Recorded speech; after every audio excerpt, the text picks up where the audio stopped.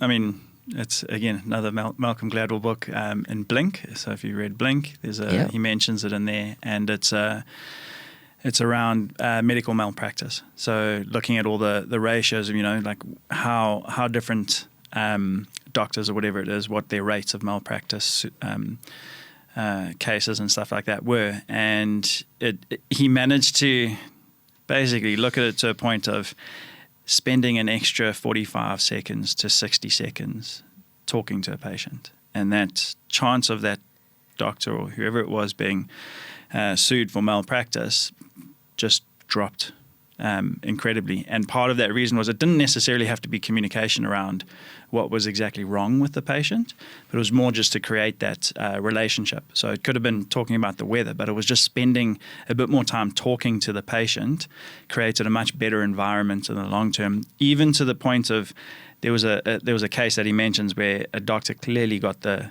diagnosis incorrect. And you have a legal team that's like, oh, no, you can definitely go ahead and sue the doctor. And this patient was so adamant that she didn't want to sue the doctor. She would rather sue, the nurse that was assisting because she liked the doctor. And it was purely based on just having that extra 45 to 60 seconds of communication. And for me, time, energy, and attention. Yeah. So for me, it's also there's a cultural aspect in New Zealand to dealing with certain demographics. You can look it up online. It's incredible. The poor health outcomes for Maori and Pacific Islanders in New Zealand. It's well documented, and a lot of that comes down to creating a safe environment, not just for the patient, but for the extended family group as well. Very close ties and families and so forth. And there's always there's always space to improve your service, and the best way to do that is exactly that. Literally have a conversation, ask where the patient's from. Don't just go straight in with like, what's wrong with you? What am I doing for you today? Kind of thing. You speak to the patient, speak to their support person or their family that they've got in there with you.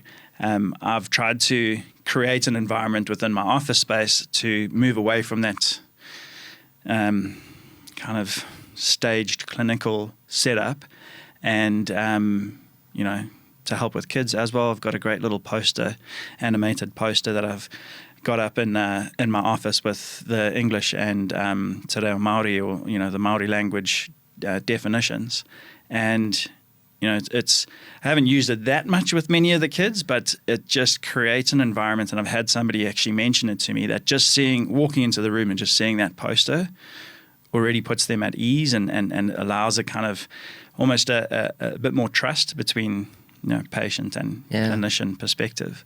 So it's okay. So you're using visuals specifically in that instance to create that trust, because you can do the time and attention, but we visual animals. That instant is helpful. So and I feel like you've got the time aspect to it, which is why we tend to book extended time frames for our patients.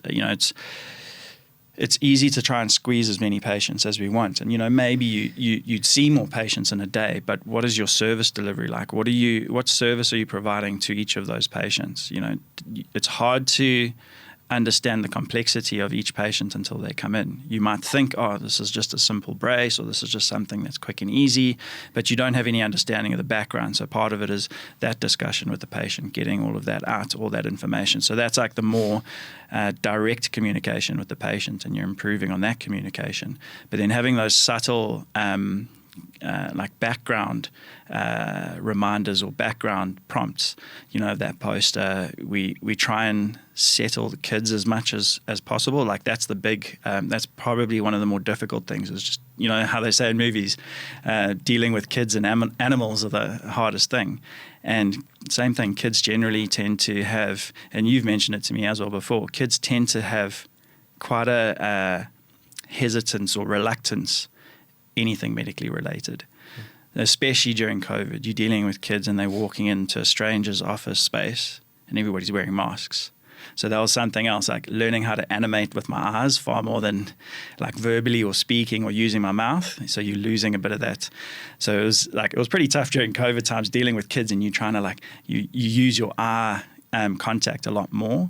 So it's like all these different ways of essentially getting to the same thing, like communicating better with your patient, be it direct or indirect, time, energy.